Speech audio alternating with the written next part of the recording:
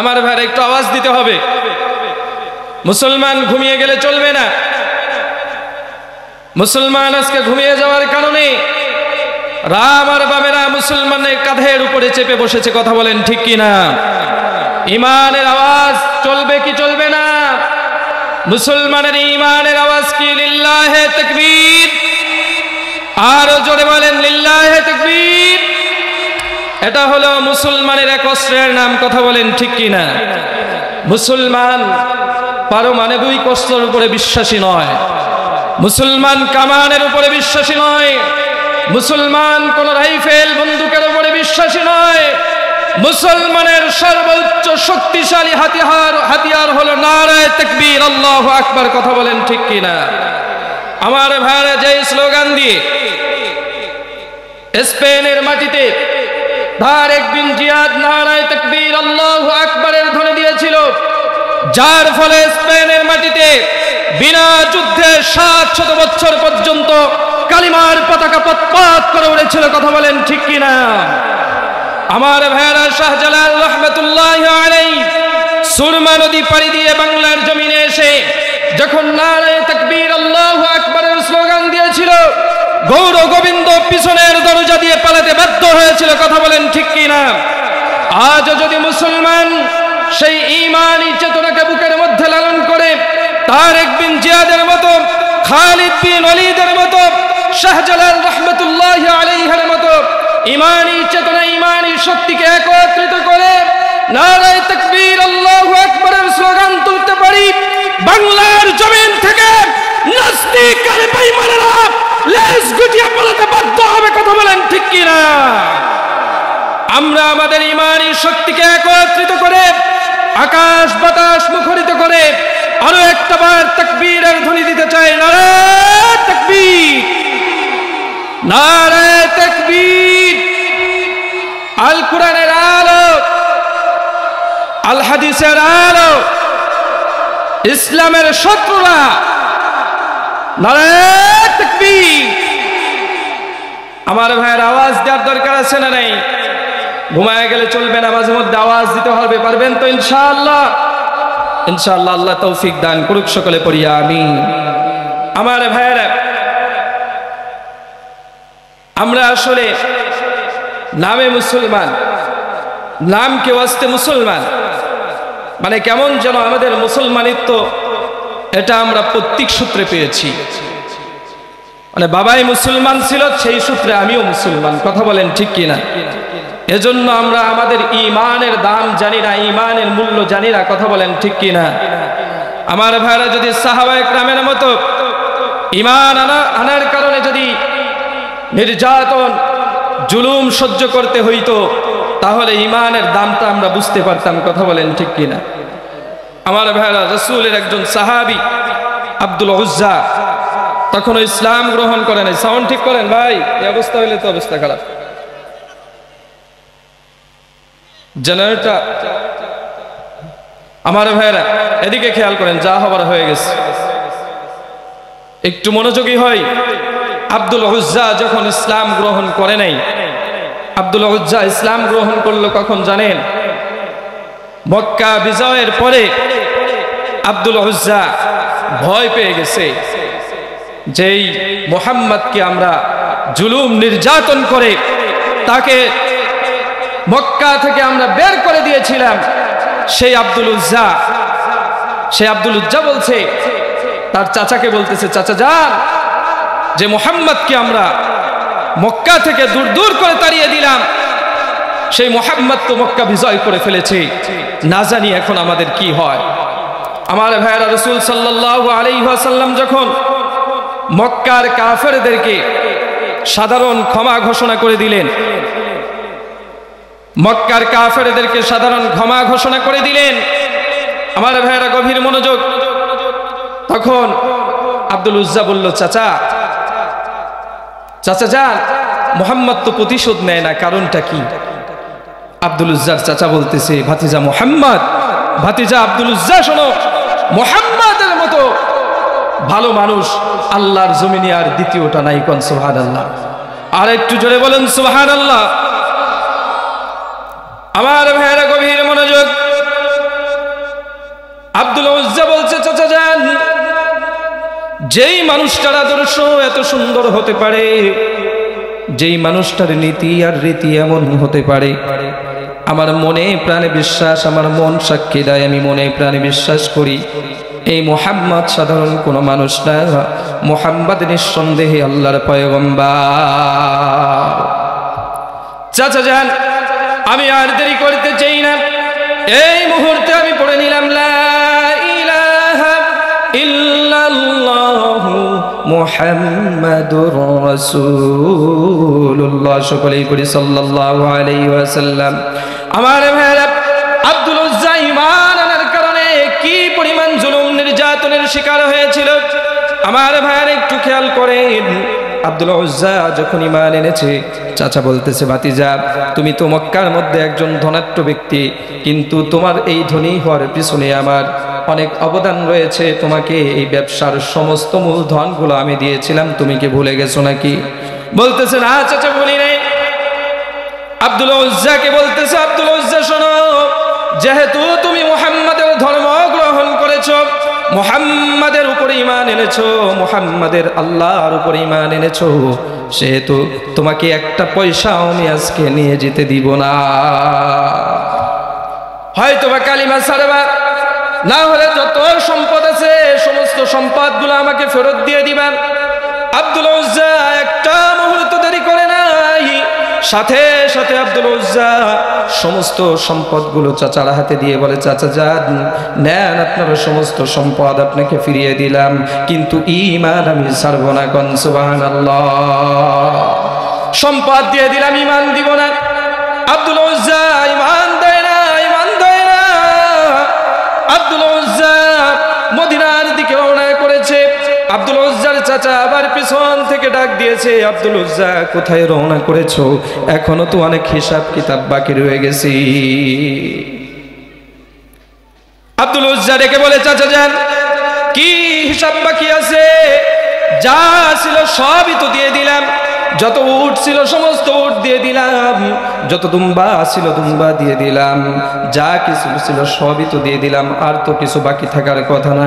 এবার আব্দুল উজ্জার চাচা ডাক দিয়ে বলতেছে, আব্দুল উজ্জা তুমি ভুলে যেও না, তোমার পরনের মধ্যে যে কাপড়টা আছে, এই কাপড়টা তো আমার টাকায় কেনা ছিল, সুতরাং আজকে তুমি এই কাপড়টাও নিয়ে যেতে পারবে না।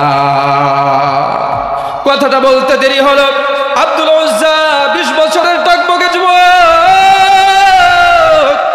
এক মুহূর্তের জন্য দেরি করে নাই, সাথে সাথে পরনের কাপড়টা খুলে চাচার মুখের উপরে ছুড়ে দিয়ে বলছে, চাচা যান, এই নেন আপনার পোশাক, আপনাকে দিয়ে দিলাম, কিন্তু আমি ঈমান কিছুতেই ছাড়ব না। চিল্লায় বলেন আল্লাহু আকবার। আর একটু জোরে বলেন আল্লাহু আকবার। আমার ভাইরা, আব্দুল উজ্জা বিবস্ত্র অবস্থায় বাড়ির দিকে রওনা করেছে। বাড়ির মধ্যে যখন চলে গিয়েছে, মা 20 বছরের টকবকে যুবককে যখন উলঙ্গ অবস্থায় দেখেছে, আব্দুল উজ্জার মা নিজের হাত দিয়ে চোখটাকে বন্ধ করে ধরেছে, আর ডাক দিয়ে বলতেছে, বাজার এই অবস্থায় কেন, তুমি উলঙ্গ অবস্থায় কেন আসছো? আব্দুল উজ্জা ডাক দিয়ে বলে, মা ঈমান এনেছি, মুহাম্মাদের উপরে ঈমান এনেছি, আল্লাহর উপরে ঈমান এনেছি। আল্লাহর উপরে ঈমান আনার অপরাধে আমার চাচা আমার সমস্ত সম্পদগুলো নিয়ে গেছে। আমার চাচা আমার পরনের কাপড়টা পর্যন্ত আনতে দেয় নাই। মা, ঘরের মধ্যে যদি কোনো কাপড় থাকে দয়া করে একটু কাপড় আমাকে দাও, আমি আমার লজ্জা স্থানটা কোনো রকম ঢাকতে চাই। মা বলতেছে, বাজার ঘরের মধ্যে তো তেমন পরার মতো কোনো কাপড় নাই। আমার ভাইরা, ঘরের মধ্যে ছিঁড়া ফাটা একটা কম্বল ছিল, এই কম্বলটা আব্দুল উজ্জার মা যখন বের করে দিয়েছে, আব্দুল উজ্জা ওই কম্বলটাকে 2টা টুকরা করেছে। একটা টুকরা পরনের মধ্যে দিয়েছে, আরো একটা টুকরা কোন রকম গায়ের উপরে দিয়ে আব্দুল উজ্জা মায়ের কাছ থেকে বিদায় নিয়ে মদিনার দিকে রওনা করেছে। চিল্লায় বলেন সুবহানাল্লাহ। আমার ভাইয়ের, আব্দুল উজ্জা মদিনার অলিগলি চিনে না, মদিনার রাস্তা চিনে না। ঈমানের দাবি নিয়ে, রাসূলের প্রেম আর ভালোবাসা নিয়ে অচিন রাস্তা, অচিন পথ, দূর বহুদূরের পথ। আমার ভাইরা, এভাবে কত দূর মক্কা থেকে থেকে মদিনার দূরত্ব প্রায় 450 মাইল, প্রায় 450 মাইল দূরত্ব। আমার ভাইয়েরা, যারা হজ করতে গিয়েছে, হাজী সাহেব যারা আছেন তারা জানেন মক্কা থেকে মদিনার দূরত্ব প্রায় 450 মাইল। আমার ভাইয়েরা, ওই জামানায় কোনো গাড়ি ছিল না, বিমান ছিল না, ওই জামানায় চলতো উট দিয়া। কিন্তু আব্দুল উজ্জার কাছে কোনো উট ছিল না, কোনো বাহন ছিল না। আব্দুল উজ্জা পায়ে হেঁটে নবীর প্রেমে মদিনার দিকে রওনা করেছে। বলেন আল্লাহু আকবার। কিভাবে রওনা করছে? পায়ে হেঁটে। পারবেন 450 মাইলের রাস্তা রাসূলের প্রেমে? হুজুর 450 মাইল কি বলেন? এটা তো বড় ব্যাপার, বিশাল ব্যাপার। আমার রাসূলকে অবমাননা করা হয় কাদিরদি কলেজের মধ্যে। আমি ঘরের দরজা দিয়ে বসেছিলাম, আমি তো ঘরের দরজাই খুলি নাই, আর 450 মাইল যাব তো পরের কথা। কথা বলেন ঠিক কিনা? এটা হলো আমার ইমানের অবস্থা। আমার রাসূলকে অবমাননা করা হয়, রাসূলকে অকথ্য ভাষায় গালিগালাজ করা হয়। এক ধরনের নামকে ওয়াস্তে মুসলমান বসে বসে প্রতিবাদকারী মুসলমানদেরকে টিটকারি করে। কথা বলেন, এমন মুসলমান, এমন মুনাফিক মার্কা মুসলমান আমাদের সমাজের মধ্যে আছে না নাই? আমার ভাইয়েরা, 450 মাইল পায়ে হেঁটে রওনা করেছে। আব্দুল উজ্জা আল্লাহর কাছে হাত তুলেছে, আল্লাহ, রওনা করার দায়িত্ব ছিল আমার, আর পৌঁছে দেওয়ার দায়িত্ব তোমার। সুবহানাল্লাহ পড়ে। আমি রওনা করেছি, দয়া করে তুমি আমাকে পৌঁছে দাও। কান সুবহানাল্লাহ। নবীর প্রেমে এক কদমও আমরা সামনে আগাই না। কেমন ইমান তাদের ছিল, তারা 450 মাইলের রাস্তা পায়ে হেঁটে রওনা করে দিয়েছি।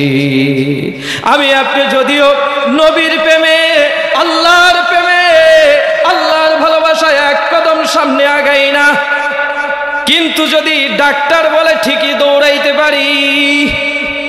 হ্যাঁ, ডাক্তার বলছে প্রতিদিন ফজরের পরে 1 কিলো দৌড়াইতে হবে। ডায়াবেটিক্সের রোগী, ডাক্তার বলছে প্রতিদিন ফজরের পরে 1 কিলো দৌড়াইতে হবে।